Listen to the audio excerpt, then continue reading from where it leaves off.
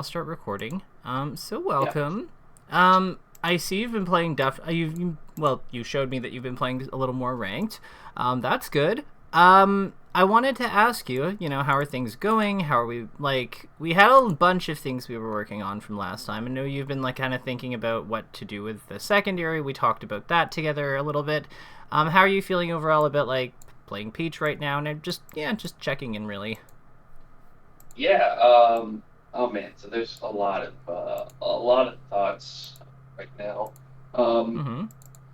I will say Peach is an enigma. I feel like she's actually really, really hard. She's just like really hard to play. There are so many matchups that like yeah, the Fox matchup is just fucking scuffed, man. Like I honestly truly believe that the Peach Fox matchup is like insanely fucking hard. So for example, I was playing a Marth main the other day, Mm-hmm. and I was absolutely dick-a-loogieing on this Marth main.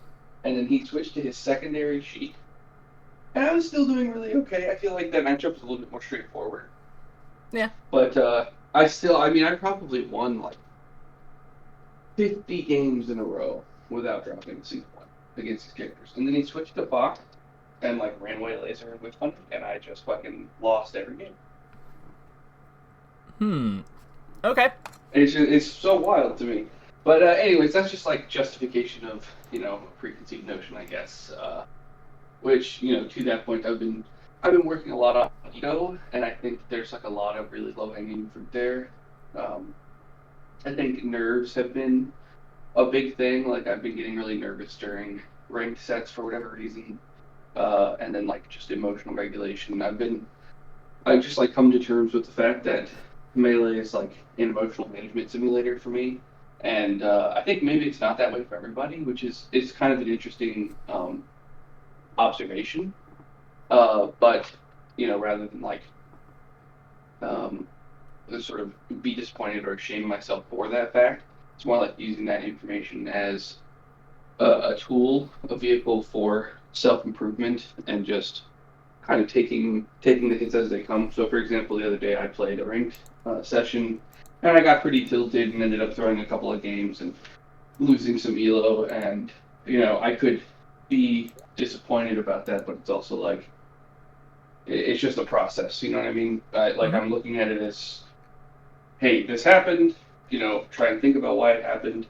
Use that as a way to kind of prepare to not let that happen in the future, but know that it's still going to happen, and at least try and start to come up with like a game plan around that. It's almost like I am also a matchup that I have to learn right now. It's really dumb, but that's kind of how I'm thinking about it.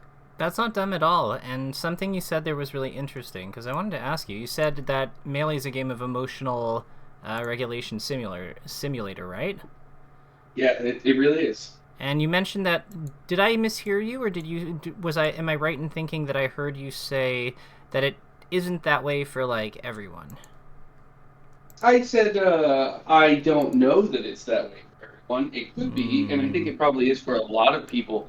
I think Many, there. many, many people. Like, I'm gonna cut you off, but like, I assure you, my fastest growing recent session for like coaching in terms of views is the one I did with Aiden, where it's Yeah, I entirely, watched the yeah, whole thing. yeah, like that's all mindset, and like it's getting a lot of traction. Every time I come up, like every time that I make a video about mindset, it gets like significantly more views than like the other ones on the channel. And I don't, unless aside from Bobby, but I think Bobby's kind of, we can acknowledge that's an exception case.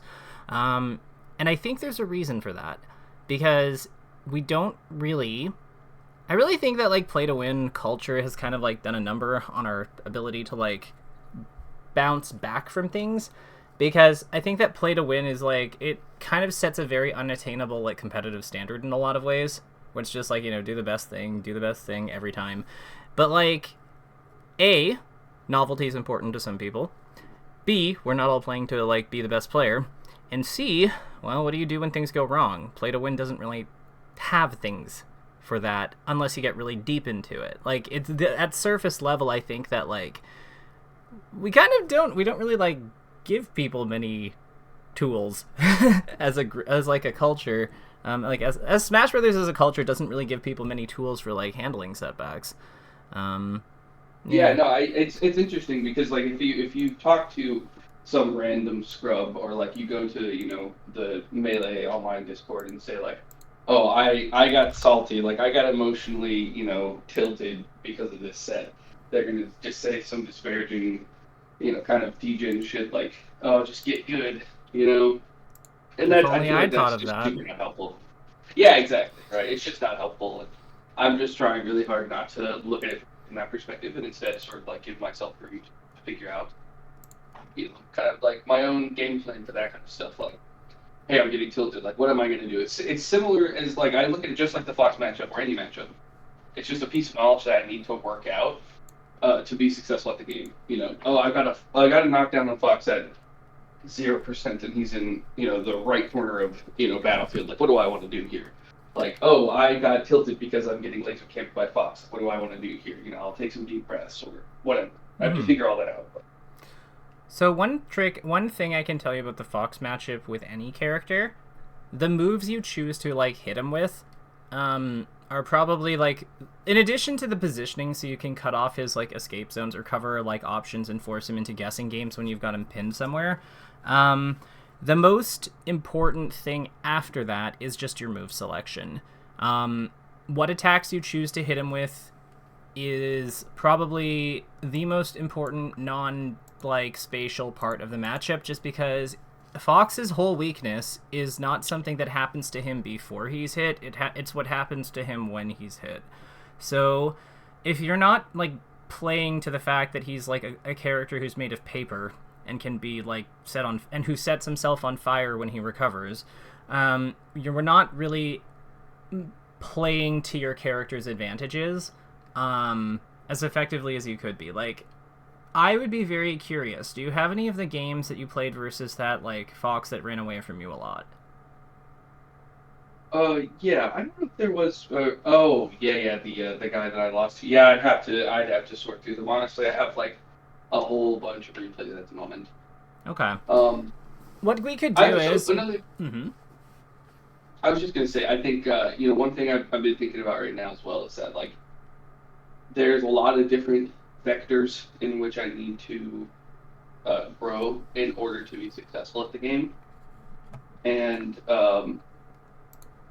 one thing that I think is important is that like sort of the beauty of Melee is that it is what it is and it hasn't changed. And it will not change. And so I kind of like I have time to work that out, which I think like kind of it is a good mindset to have.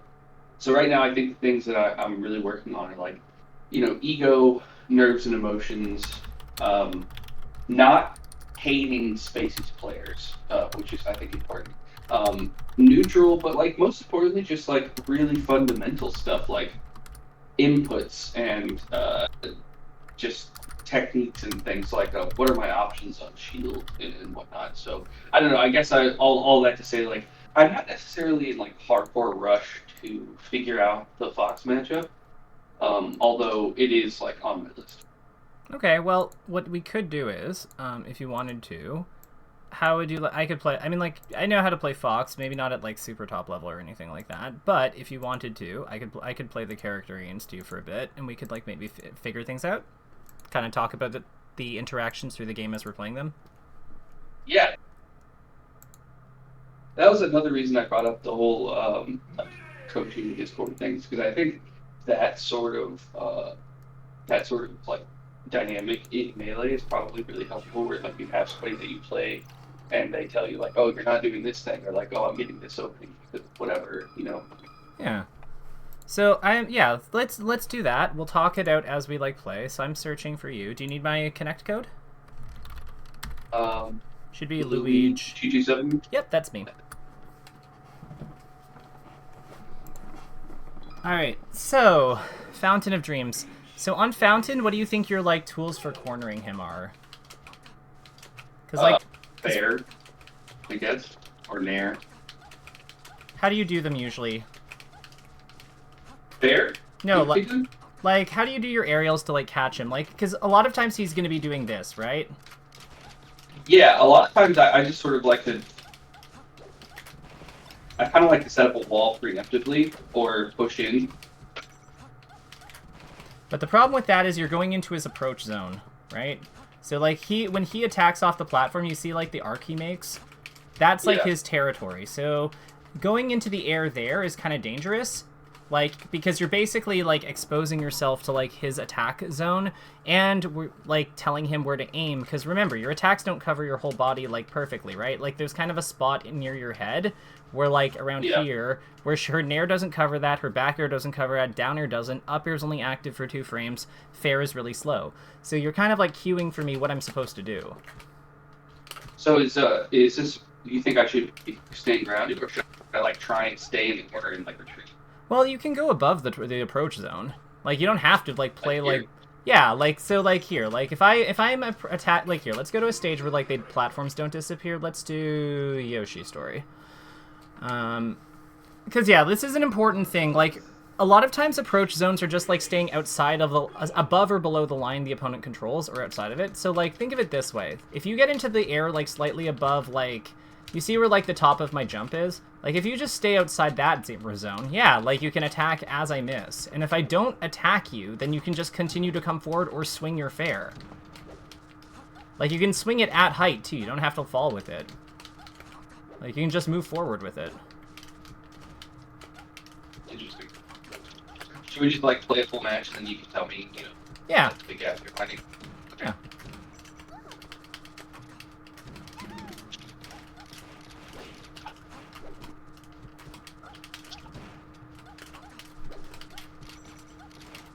Yeah, see? You're bullying me now.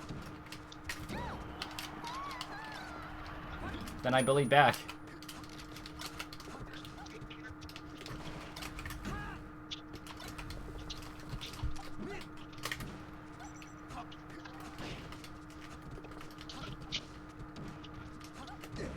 Nice. Aw. Missed angle. That's okay.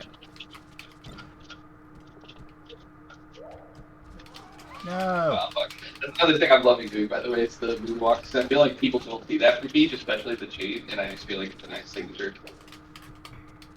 So I'm fighting on the ground a lot, and you're not, like, really competing with me here. We want to see, like, dash attacks. Like, once you get on the ground with me, you want to, like, you want your dash attacks. You want your dash attacks, your down smashes, your, like, float forward nairs, your bears. Like, we want to use your, like, strongest, like, footsie tools.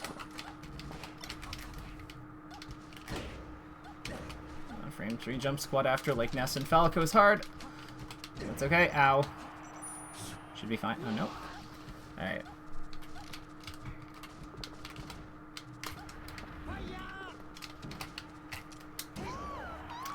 Wiggle out air dodge. It's actually trying. Well, I wasn't trying to air dodge. I was trying to wiggle out.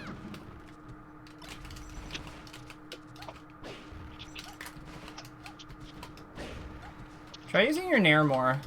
Like when I'm like kind of like competing with drill and stuff, like nair, up air, that kind of thing, back air even. Like you have fast aerials, like you want to use them where you can.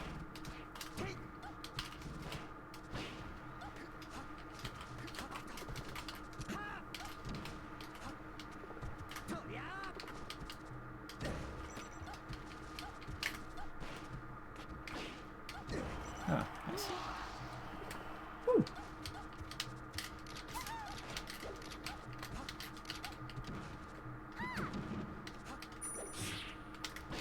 I feel bad doing that. Whatever. So you can see like how you can see how using your float to like press into that zone with your like higher disjoint aerials, like it helps you like stay at the line where my approach isn't very good.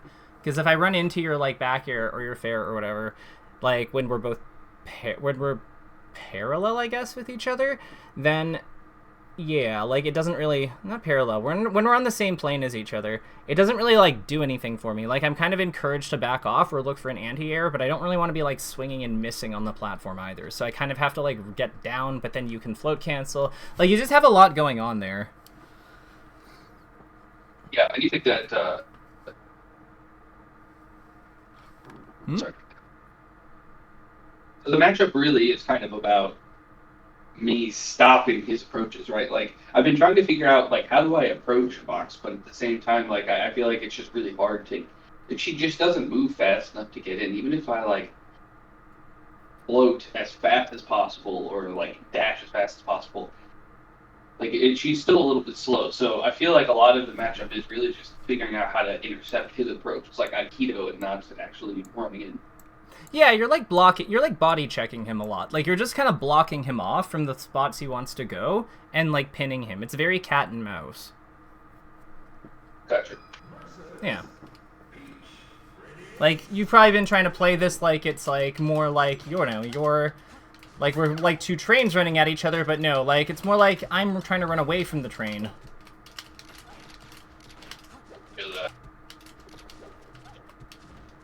Like, see, once you have me pinned in this, like, box area, like, this is where... Exactly.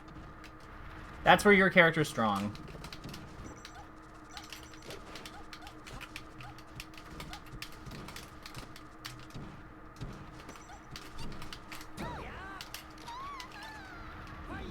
Like, the next step is just, like, hit the edge guard conversions and, like, punish harder. Like, punish harder. But, like, yeah, once you block me off from, like, the zones I want to be in... You're already doing, like, the first, like, big part of the matchup correctly. Because that's really where it, like, every character that Fox runs away from has to learn how to do this. Like, Ganondorf, Donkey Kong, like, doesn't matter.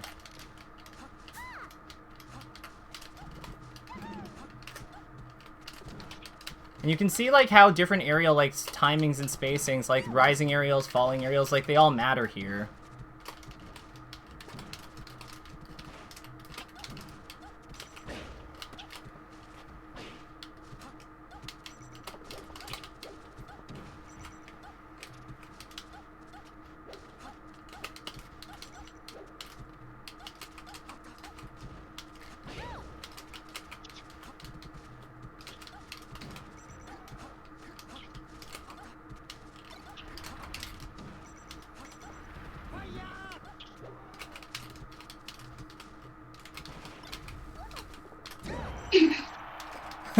Got stuck.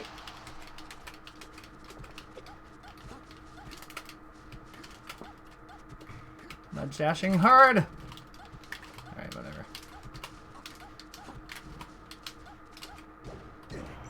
Nice. Well, I like how you set up the bear. You had to, like, kind of drift a little differently, but, like, you had the right idea.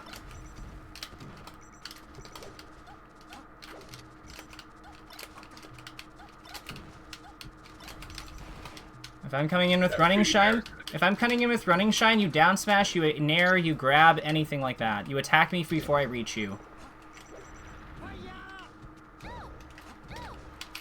No. Ow.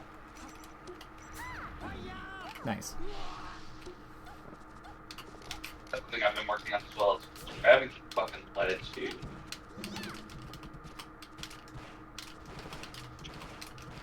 Don't be afraid to just shield grab against his, like, drill. A lot of times it works. Like, go sooner. Like, with shield grabs on his drill.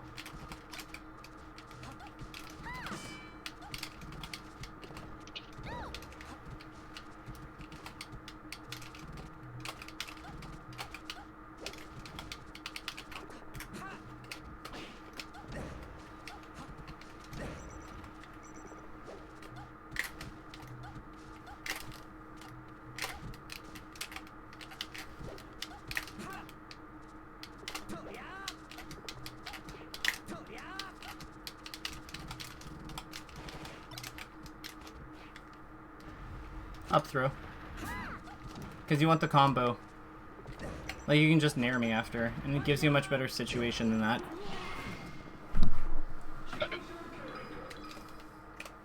Is this starting to make a little more sense, though, about, like, how you, like, block him off and stuff? Yeah, for sure. Yeah. Honestly, even, like, full hop fair, like, it sounds like full hop rising fair. I know it sounds silly, but, like, it's not, like, the worst if he's at 0, because, like, what do your other moves even do, right? Sure. I also really like it as an edge guard. I'm gonna like, that's gonna be the thing. Like, we need to get you more comfortable in going off stage for challenging him. So if you think he's gonna up B, or like, if you think he's gonna up B, let's try to just jump off with like, and time the fair.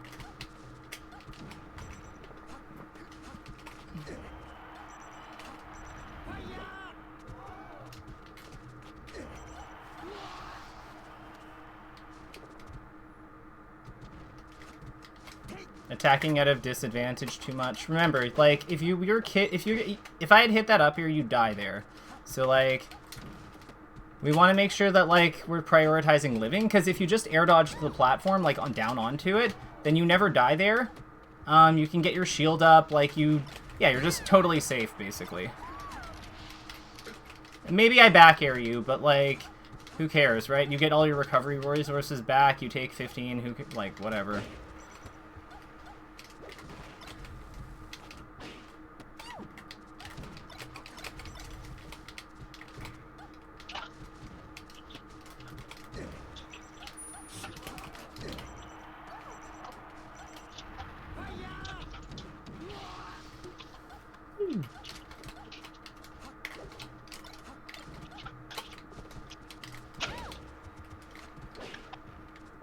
Nice.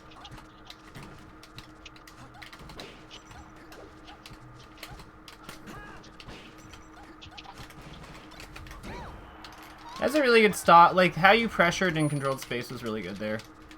Like, yeah, you use the aerials really effectively. We just want to, like, make sure we're also using, like, our best combo starters. Like, because the thing is, Peach's best combo starters aren't her aerials, it's her ground stuff. So, like, after you get that knockdown, you kind of want to, like, look for your dash attack.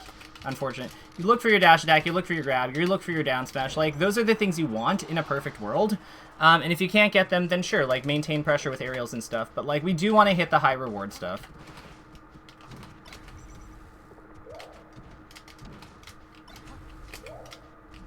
My character's so fair. I have nightmares of blue hexagons.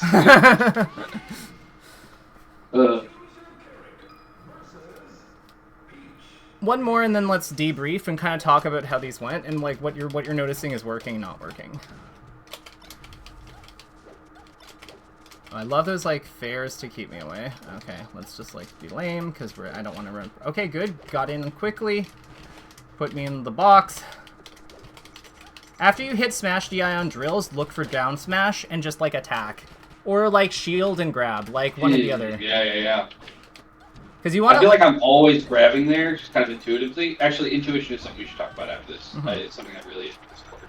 Oh, the grab is good. Like, the grab is probably the optimal play. It's just that, like, if you're going to, like... I noticed you weren't really, like, doing anything. Like, you'd get it and then miss and, like, shield. So I didn't know if you knew to, like, shield grab. But, like, if you do and it was just, like, you know, stage fright, paralysis, whatever, like, fair enough. It happens to everyone. No. I have a point I'll make about that after this. Okay. Sorry, I'm not nearly as good at you as like talking and thinking while playing, I guess. I mean, I have like 20 years experience, so I would hope so. I'm like you know, this is my job. Oh, nice. The up air call out was good. We just need a better plan on like what we do after, but like yeah, the up air itself was really well done.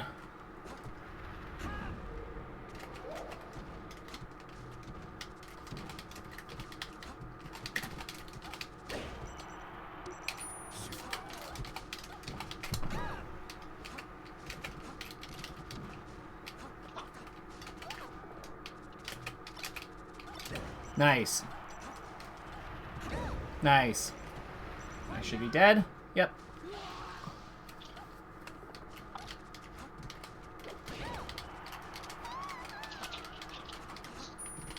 MDD.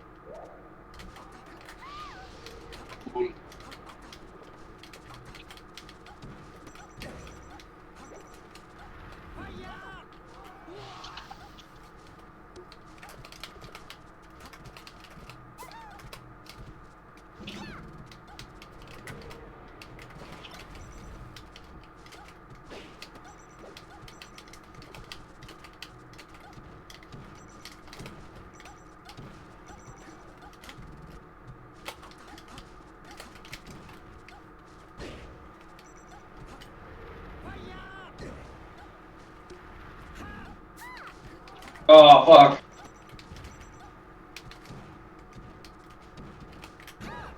No. You're fine. Don't do this to me. Okay, yeah, that's game. Good work. So let's talk. What did you want to go over? I think I had one like important thing. Intuition, yeah. Oh, yeah. Okay, so this is like part of the so I've been thinking a lot about ego, right? Like I get frustrated when I'm playing. Where does that frustration come from? It comes from like an expectation of either success or something, right? Like expectation is the root of all disappointment, sort of, I guess, framing. And so it's interesting that I have like this like expectation of success when like I really have game plan.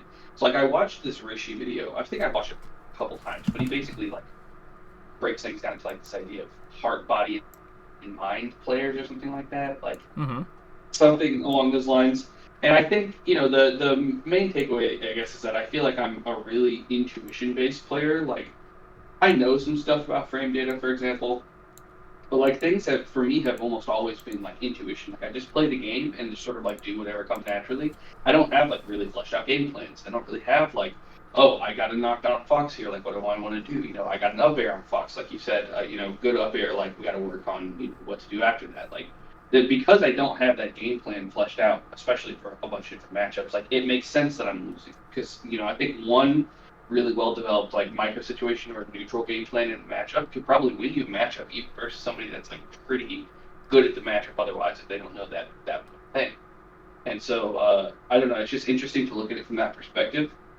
And so yeah, I think a lot of the stuff that I have going on is intuition based, and I'm just trying to move in the other direction. And that's why I've been spending actually a lot of my time in Melee this week. Our last session has been just in Uncle Punch. I've played a couple of ranked sessions, and I've played a little bit of unranked here and there, but like I probably got like 2 hours of playing since you watched me play ranked last time, because most of my, I probably spent like 5-6 hours in Uncle Punch just like grinding tech skill, practicing Prince pivots, like doing all sorts of stuff to try and up my game a little bit.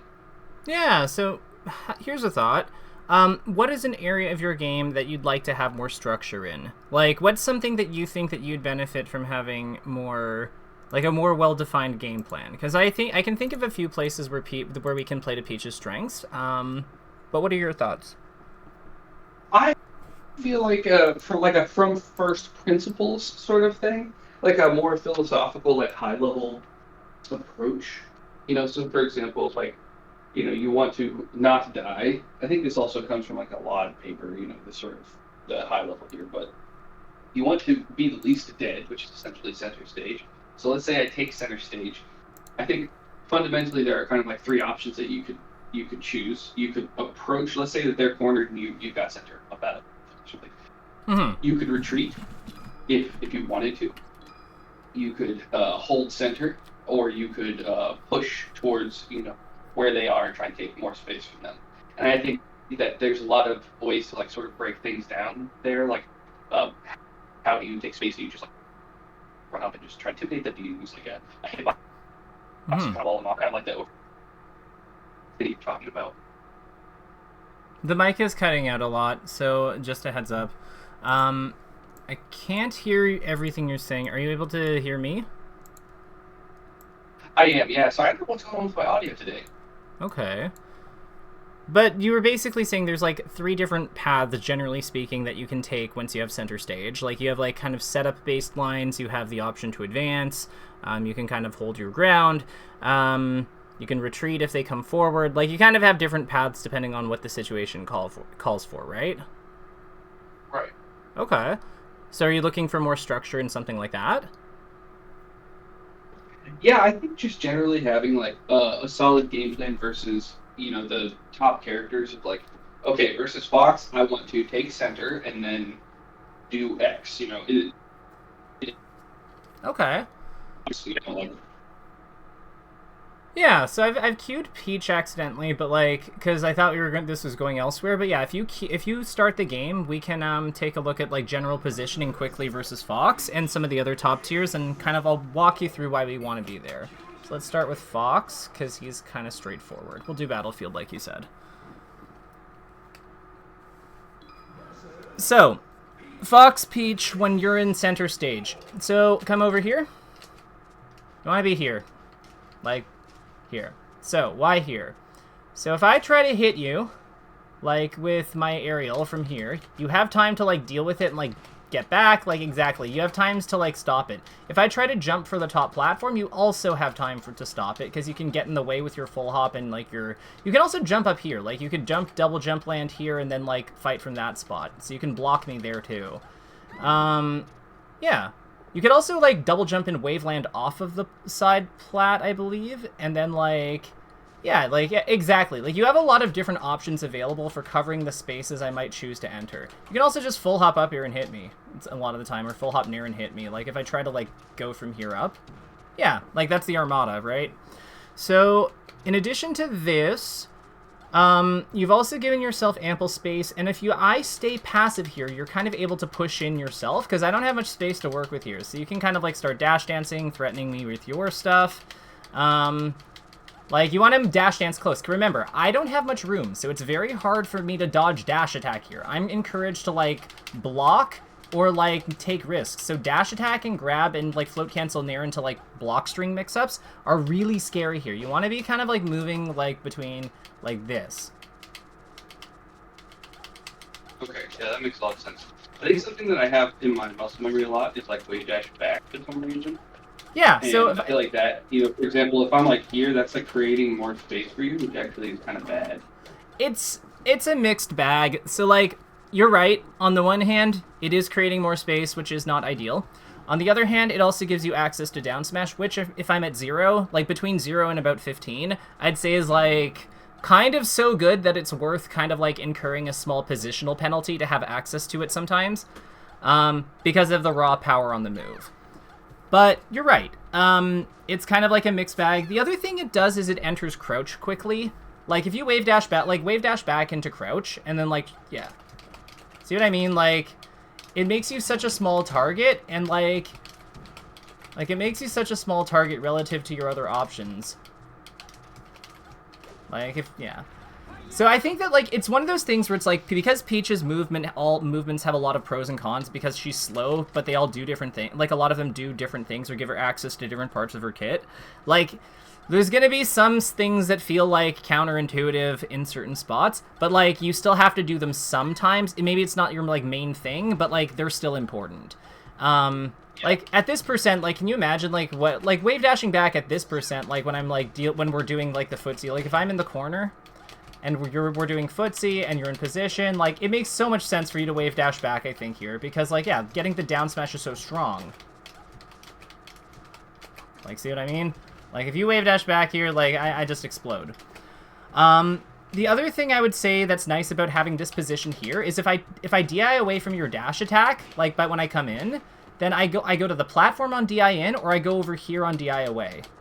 Like, if you dash attack me kind of like here. One thing, that's a concrete thing I really want to work on. It's just platform follow-ups. Like, if I upgrade you right here and you DI onto the platform, like, you know, just double jump landing on the platform and do something to follow up. Yeah, so, like, I'll taunt and DI for the platform just to, like, do whatever. Oh, wait, sorry, we're too far away. Okay, here we go. Yeah, so Does that feel true? I mean, I can buffer spot dodge. It's so you have to get up there sooner. Yeah. You could also you could also just nair me if I'm rolling away a lot. Like, you just boom. I feel like actually the wave land might be a little bit cleaner for me. Nah, I assure you the double jump land is faster. Yeah. See, like, yeah. Yeah, I actually mistimed that a little bit. Yeah. I just gotta do the... The double jump land has 0 frames of landing lag when executed properly. The wave land has 10. So, the wave land, like, whatever you're spending for the dash, like, the dash grab to, like, get it, like, it doesn't compete. I think the thing is you're, like, taking a little bit of time to, like, double jump land. Let me go Peach myself, and I'll show you kind of how it works, how it looks. Because I think this is a timing thing. So I always, like, use Peach's dress as my reference point. So, like, when she's about here. so you're saying I should do it lower. Yeah. Oh, interesting. Yep, see how that works? Yeah. I feel like I didn't realize the window was so large to get that. I always thought that it was like really precise. It's actually better. It's actually better. Like, it's actually better when you do it like on the earlier timings, because you actually do have more landing lag on the other ones. I think it's like 3 frames or something instead of 1. But yeah, like when you get the lowest one, like she actually only has 1 frame of landing lag. It's crazy. Like immediately actionable. Like, another thing is so for grabs. Mm-hmm. Typically, I always want to be jump cancel grabbing, unless I am chain grabbing a heavy, in case I want to be dash, right? Actually, Peach's dash grab is really good. She's one of the few characters who actually does just dash grab. Okay. Yeah, I've heard a lot of commentators say that it's not good, and I always thought that was interesting because I always felt like it was pretty okay. Well, I mean, like, it has more range. Like, here, like, stand still. Try to grab me with dash, jump, cancel, grab from there. Okay. Yeah, from there. Like, kind of works, but like, here, do it from here. Yeah, like, dash grab's like got so much better, has so much better range. And on top of that, the other cool thing about dash grab is that it hits behind you. Like, here, shield. Her boost grab is dog shit though, right? Yeah. She doesn't have the momentum, so like, shield here? You'll see what I mean. Oh, wait, let me... Like, it hits, like, pretty far behind you, but, yeah. I'm not getting it very well, but... You can see, like, how you can kind of be, like, inside her body and it still works. That's actually really useful for, like, punishing air dodges and stuff. Yeah, it's something where you're not 100%, like, confident about the spacing. It would be smart to open it up in Uncle Punch, too, and, like, actually the hitbox or the grab box or whatever. Yeah, I was gonna ask you, when you're doing your stuff in Uncle Punch, what settings are you, like, what on-screen displays are you using?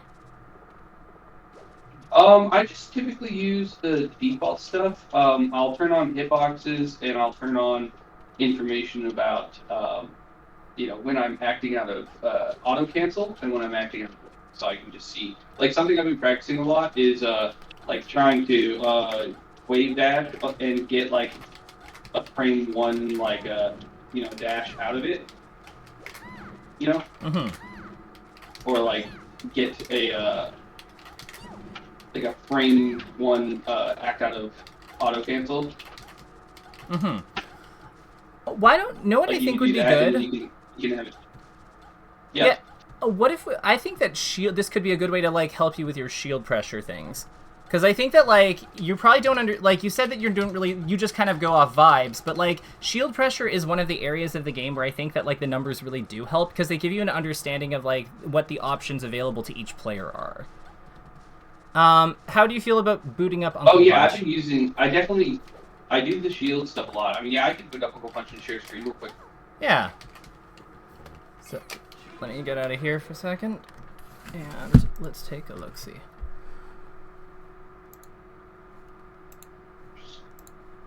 Looks like it's bad stuff when I started up too quickly. It's all good. It's all good.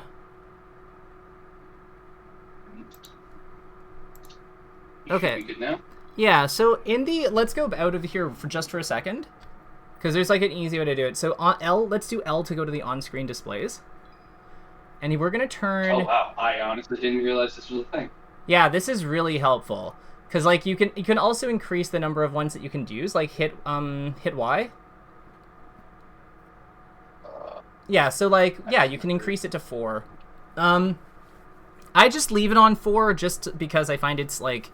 I never know. I don't think it matters if it's only on 2, but for this one we only need 2. Let's take frame advantage. Should be on the right side near the bottom, like about 2/3 down.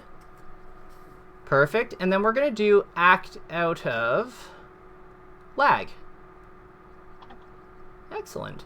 So we're gonna go back, and then we're gonna go to attack on shield.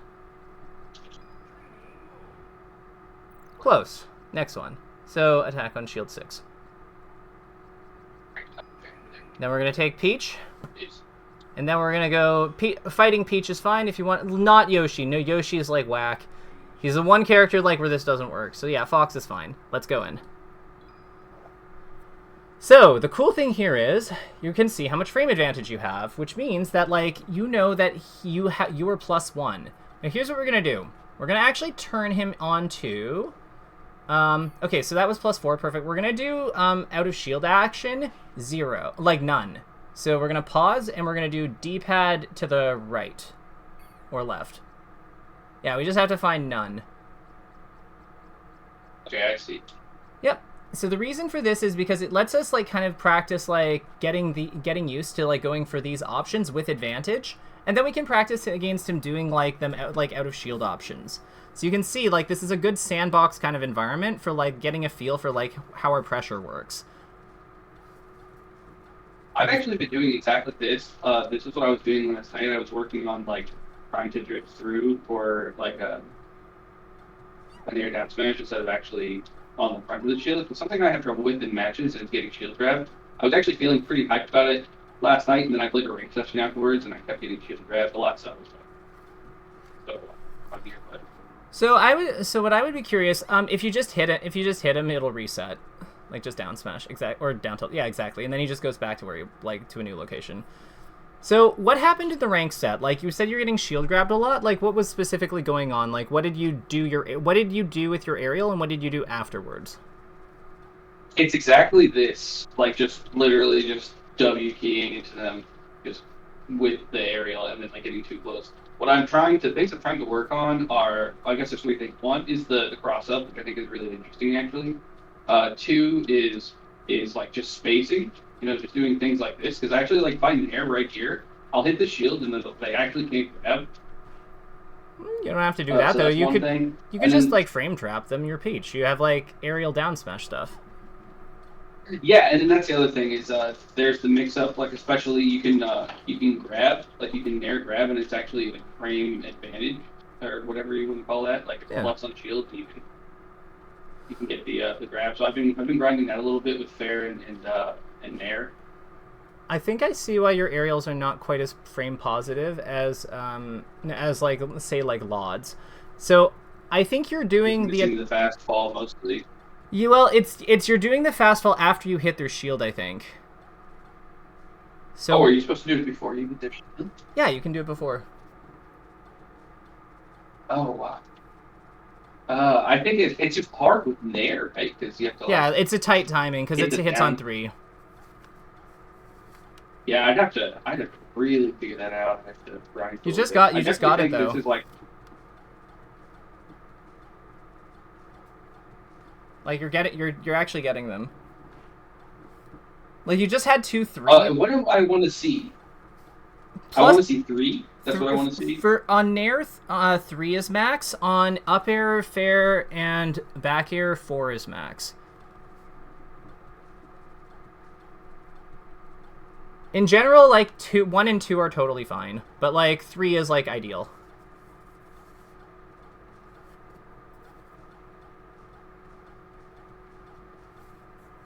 Even 0 is like okay. Like the thing is, like if you're following up with down smash anyway, like down smash will still like eat grabs, right? Because it hits on 5. The reason why 2 is kind of like 2 and 3 are kind of magical is because they also hit rolls. If you do the down smash perfectly, because the down smash like roll is invincible on 4 for not Jigglypuff's forward roll, which is on 2. But like for everyone else, it just like hits them. So you can actually stop them from rolling too, which is crazy. I think something that could benefit me is doing like the frame advance thing and just spend some time with the input sequence and really grinding it out.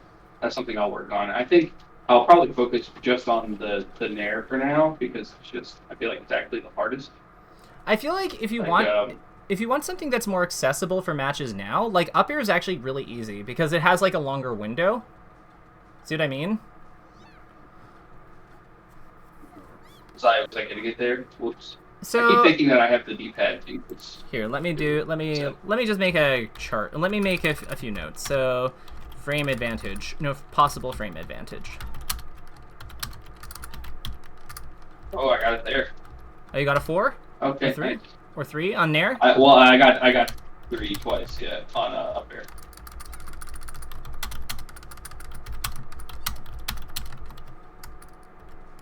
And it's interesting too. It's like a high risk, high reward thing because when you fuck it up, it's -5. You know what I mean? And I feel like that's where a lot of I think my issues come from 2 places. One, like getting the advantage state and not capitalizing, and then half the time, getting a negative advantage state or a disadvantage state by Mm-hmm. kind of botching it. Okay, so plus It's 2. crazy that you can get 4 on. Mm-hmm. So it's such a tight approach.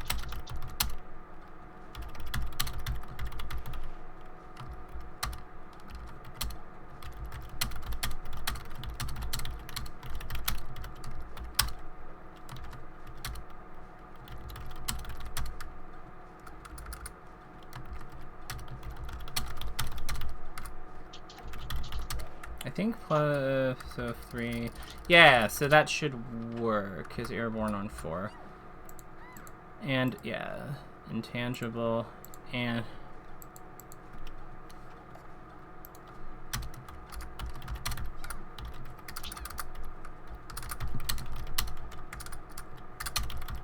Two 4s. Mm-hmm. Let's go. Let's see here. +1, and then I guess +3. I don't think there's anything significant about +3. Oh wait, +3 allows you to. Oh wait, actually no, +2 does that too. Yeah, and beat front shot. No. Before roll becomes intangible, hit every jump squad in the game. In the game before they're airborne. Hits Fox, Shine, Oos. And then +4 allows you to, yeah, +2 and +1. Those are like the big breakpoints. +3 is just more like, yeah. There you go. Hopefully this helps too. Yeah, I'll have to read through it and fully process it. It's just some basic information about like what +1 and +2 do. Actually, we'll add one more. +0. No, +0 and -1 will still allow down smash to beat shield grab.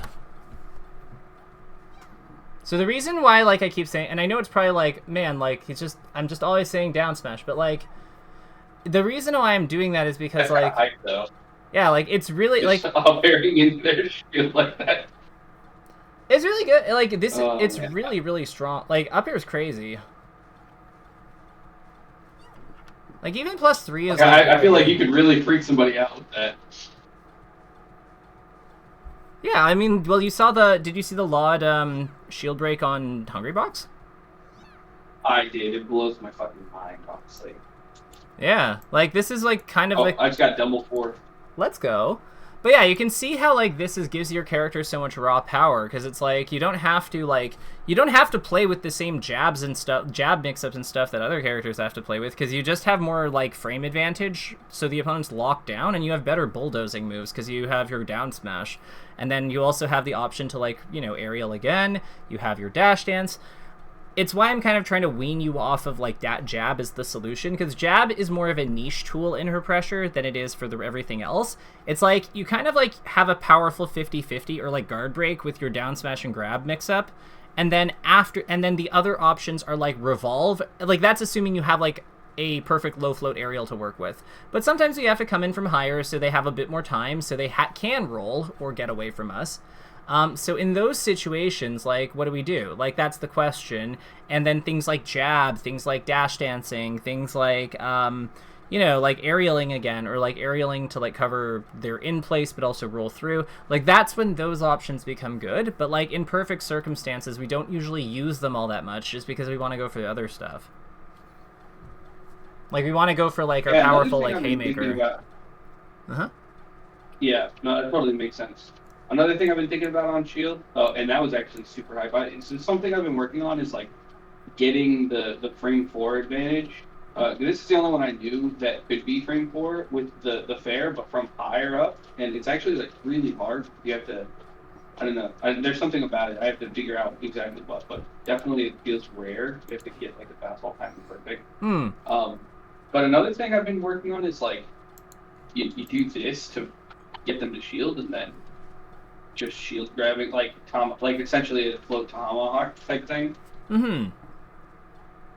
It's like a mix up to get them to shield, because I feel like a lot of the Fox matchup for me right now is like, how do I get this motherfucker to shield? Because like if he shields, like I've got so many mix ups, I'm probably gonna chump check him with something. But getting him to shield when he's like dash dance in the corner laser, and he's like a little challenging. Well, that's why so much of this matchup, like we kind of went over earlier, is just like focused on confinement, right? Like so much of like what we want to do to so much of what we do to this character is just built around like putting him into a box somewhere on the stage and then making him have to like make a decision, because if he's in the corner, he has to either move around you or he has to attack into you, but like he can't he's out of room to back up basically. So he has to make a decision on how he's going to defend against you, or if he's going to attack you. Fox is a powerful character, so he has good options on both like sides of the spectrum. But again, he's also a very fragile character, and he's in the corner. So yeah, like that's a lot of this matchup really is just boxing him in somewhere. It's the best way to make him shield, in my opinion, is just like put him there, represent your threats. And just, like, don't get, like, represent your threats, but just not too much, so you're not ready in case he, like, tries to, like, come forward. And then sometimes you do have to take a bit of a risk to hit him. That's just the reality of playing against a character who's, like, a character as versatile as him. But, again, if you get that good risk, and your move selection was, like, appropriate, you get a lot from that hit. So that's how you kind of keep up with him. It's not based on like winning neutral a lot. It's based on winning neutral a handful of times, and the times you hit and of those handful of times, like 4 to 7 of them killed him. Yeah, it's a very punish forward matchup. I actually find fighting Fox pretty repetitive, because like a lot of what you do is just like, all right, get into the position where he has to guess, and then like just do your combo starter and see what happens. Like, okay. But that also carried me through, like, top 40 and, like, top 10 for, like, 8 years. So, it doesn't look like it's changed, really. I don't see how it could, because unless he magically spawns a weakness where, like, that isn't related to, like, his fragility, I just don't see how that would ever really change. Well, it's an interesting dichotomy with the Spaces players, like, something I find interesting is like looking at the elo. I know this is dumb. I've been like turning off my elo brain and literally playing ranked and not worrying about like how many matches am I winning or losing, like how many points am I going up or down. But I typically check after the set. And every once in a while, when I have like a particularly salty game where like I barely clutched out a win or like I barely lost, I will check just to see. And it's interesting. I feel like every time I beat a Spaces player that doesn't seem to know what they're doing, I gain a lot of elo, and I'm like, this means this person is like, like a low plat, high gold, and doesn't know what they're doing. And I don't know. I just feel like Spaces legitimately do have a handicap, and I'm trying not to like focus on that. If that makes sense, because I feel like in matches, like some dumb Spacey shit will happen, and I'll be like, "Dude, Spaces suck." I get fixated on that instead of playing the game. Yeah, no, I hear you. So let me just put something on here. Do I have frame advantage? Okay, cool. Yeah, that should be it. So you mentioned that like getting the +4 fair is like kind of tricky. This is how I do it. So I always try. I'll just from high though. Okay. Yeah, that's fine. We'll use Falco for this. No, we'll use Fox. So the way I always kind of do it is like I think about like how long it takes for my fair to come out. Like. Oh, he's on the thingy. Close. Okay, close. Well, now I'm gonna look like an idiot. Oh, there we go. But the It's idea, rough though. It's like it's a weird timing. you kind of have to like fall immediately, which is like the weird part. Yeah. I feel like it's really useful though, because if you float high and you get them to shield, I feel like that's a really common interaction, which is the only reason I got off it and started caring about it. It just feels like a lot of boxes like to run up, but if you have to be floating high, they'll start shielding. And if I know that I can do the fair to shield grab, so like it just feels like a good mix-up to me, because if the fair comes out and they got shield, then you get a hit, and fair knockdown on the button. What's something that can help? Something that can help is aiming for the corner of the shield. So like, what you do is like kind of like aim there, because you're like just hitting the lower on the shield. Yeah, that's interesting. But, like, you can't get the grab follow-up, though. The whole idea is, you know, you want to be able to do the fair grab if you hit shield. Well, not necessarily. Remember, like, by hitting here, how does Fox get out of shield here? Right? Probably rolls for the most part, but maybe wave dash out. Okay, but what if he's, like, here? Probably jump. Okay, so then we do the Armada up air. Because we know that he can't, like, we know that he can't attack out of shield because we're spaced anyway, right? Right.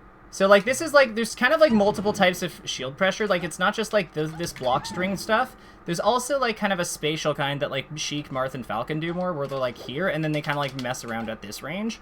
Because, like, the opponent, as long as the opponent can't hit us immediately with their out of shield options, like, they're, like, you know, like this, like this, like this, like this. If they can't hit us with any of their, like, immediate out of shield threats, and Peach is weird because she can, like, float forward and stuff, but, like, for not Peach, then they have to commit to movement in order to do it. Like, they have to jump up, come down, or they have to, like, wave dash, which means that with wave dash, you add, like, jump squat plus 10 to, like, whatever they do. So that's, like, almost another quarter of a second on every single character, plus whatever their move is, in order for them to hit you. That's, like, so much time, right? So, like, you definitely have time, like, in that situation to, like, set up something like that again, right?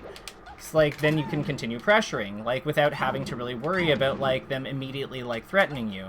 So this is kind of like a reason, like, if you're not sure what you want to do with your pressure, it's okay to hang back and, like, just pressure more, like, spatially. This is really good. Because it kind of gives you a different way. Yeah, that makes sense. Yeah, like, it gives you, it's like, it gives you a way of, like, engaging their shield without having to, like, do a frame trap, because you're never in range of, like, the up smash. You're not in range of the shine out of shield. So because of that, you know, the Fox, it's safer. Fox doesn't get to play to his strengths either. Yeah. So I know we are at time, but I just wanted to confirm, like, we can go a couple minutes, but, like, so what do you think are some good takeaways for us to, like, write down here? And what are your thoughts, like, how are you feeling overall about, like, you know, just Peach, pressure, ideas, like, do you have stuff that you can, that you think you'll be able to work on? Oh yeah, no, I think I have an absolute ton that I'll be able to work on. I think, like I said, I think the primary crux of everything right now is just the emotional regulation and just, like, staying in it. I feel like my a sort of, like, energy meter for really being in it mentally is actually quite short, if that makes sense. I'd say probably somewhere like 4 to 6 matches or sets, even if I'm, like, playing well, which I think is not great. So I think a lot of what I'm working on right now is just mental fortitude and, like, trying to work on endurance so that I can play longer without getting super tilted. And you know, matchup knowledge is a little bit less important, because I think that there's a lot of value in still losing, because you know, there's a part of me that, like, I think maybe naturally is like, oh, my elo is lower than it should be. You know, I feel like I'm better than the average player at my level, but at the same time, like, I'm winning and losing relatively evenly, and a lot of that comes from the emotional management stuff, where I just get tilted and kind of start throwing, or, like, don't play my best. But I think that means that that's kind of where my level is right now. You know what I mean? Yeah, but, like, the question I'd have is, like, how do we change that level, right? So, because it's not, I agree with you that, like, a lot of what's going on probably is mentality, but at the same time, we need we also do need solutions in order for us to be able to, like, you know, in order for us to be able to, because I feel like our brain is very good at figuring out when we don't actually have a solution, and I think that might be where some of the frustration is coming from, potentially. I know that, like, focusing on, like, calming down, like, making sure that we're not viewing space animals as, like, you know, evil, like, well, Space Animals players, that is all important, and that establishes a baseline of respect for their opponents, which is absolutely critical for competition, like 100%. And it sounds like you're doing well with, like, working on that. It sounds like you're making some strides there. But I think that, like, at the same time, if we're not exploring solutions to some of these problems, what's going to happen is you're going to feel really good about our opponents and how, you know, they're people and we're playing okay. But we're not really going to, like, also, like, it kind of, like, creates almost like this haze or this, like, lax effect, where we're not really, like, trying to beat them anymore. Like, do you know what I mean? Have you ever seen that happen with players, or Yeah, where you start to you focus too much on empathy for the sake of, like, having a solid mindset, and then because of that it's like, oh, you know, like, good luck, man, like, oh, good job, nice punish, where you should be like, yeah, fuck you, I'm trying to win, you know what I mean? or just like, yeah, well, not even fuck you, I'm trying to win. It's just like, yeah, that was a good punish, but yeah, let's get him next time. Instead, it's just, that was a nice punish, and then they kind of leave it there. Like, at the end of the day, we still need to find our own solutions, and I think that means that we need to, like, you know, we have to embrace the mental side, but also you've identified, like, you've shared with me that there's technical areas of the game that you're not super comfortable with. I'm not saying you have to know, like, all the frame data, but I am saying that Peach is a character who works in positions like up close shield pressure and mid range, like, and like out of threat zone shield pressure, where that information is actually somewhat useful because it helps define what you do and do not have to worry about. And if we know what those are, we are always able to make better decisions. And then take some of the pressure off you, so you don't have to allocate that responsibility to mindset or intuition. Like, you just know. So there is kind of a way that we can use this stuff to support the stuff you're already good at. We just have to, like, you know, internalize it. Yeah, no, for sure. I think all of these different, like I said earlier, there's a bunch of different things I need to work on. I think ego and mentality are a big one. Nerves are a big one. I think that matchup knowledge, frame data is, like, probably the most important. You know, just getting my movement tech down. There's a lot of small things that I can't do that I think are really important. Even just, like, let's say that if I'm dashing to the right and I want to shield, half due to the box, but half due to my muscle memory, I'll always be sort of like shield DIing to the right. And if I try to shield DI to the left, I'll end up getting a roll. So that's just one gap of, like, hey, I'm trying to retreat and shield DI towards the opponent to, like, mitigate a shield poke, but, like, I can't physically do that. Okay. Gotcha. So I think that because there's, like, a lot of micro game elements that need to be worked on and some bigger picture, some mentality and bigger picture stuff, you know, I won't drag this out any further. Let me just make a quick list so that you have some things, and so that we have them jot down. What I have is positioning in center stage versus, like, Runaway Fox, which is slightly under or outside of side platform closest to him. I would also say that we using, when he's on side plat, using the, like, floating above his approaching short hop aerial zone, approaching short hop aerial range, above or at the same height as his approaching short, when moving in from far away. Because we don't want to, like, go out of our way to, like, get back up there if we're already close. But yeah, if we're trying to approach from a distance, that's a thing.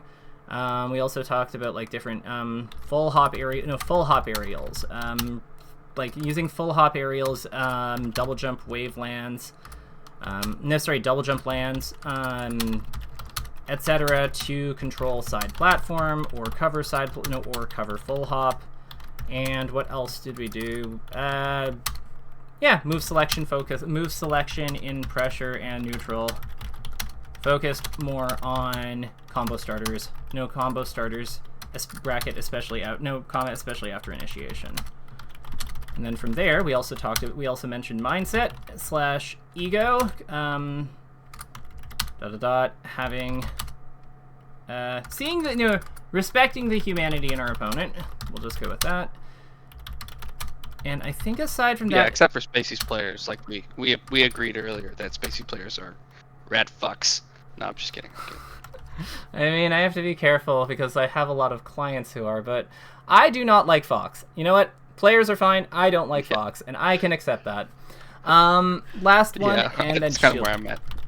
Perfect. So shield pressure, inside range versus outside range options, and then it would be like, yeah, okay, cool. So I think that this is a good list of things for you to work on. And again, like if you have follow-up questions, I am here to help. Something that helps me quite a bit, especially when you're like working on things, examples. Like if you have an example from a match that was like particularly like annoying for like a Fox that ran away from you, send me like a 30-second clip of it. Like it's totally fine. Because I can figure out the positioning pretty quickly. It's just, yeah, if I have to do it with words, that's way harder. So examples go a long way. And aside from that, do you need anything else from me, or do you think we're good for now? Yeah, no, I think we're good. Just thanks again, and honestly, just I think that what you're doing is actually super underrated, especially watching the Aiden video. I think what's interesting is like, yeah, I'm paying for an hour a week or whatever, but like I'm getting so much more just by watching some of the other things, and I think it's also really nice to like watching the Aiden episode. It felt like rehumanizing myself in a way, because there's like all these things like I'm frustrated with myself for getting tilted and being kind of scrubby and having sort of like emotional management issues, as we talked about.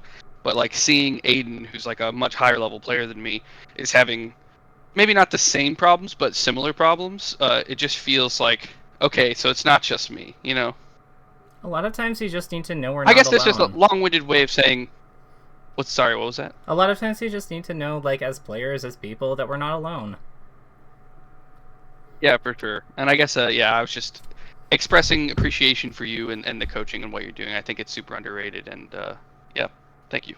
Well, it's my pleasure. Thanks for saying that. I'll see you around, and it's always a pleasure. So I'll talk soon, and I hope you best of luck with learning all this. Okay? Yep. Thanks again. I'll catch you next week. All right. Bye-bye.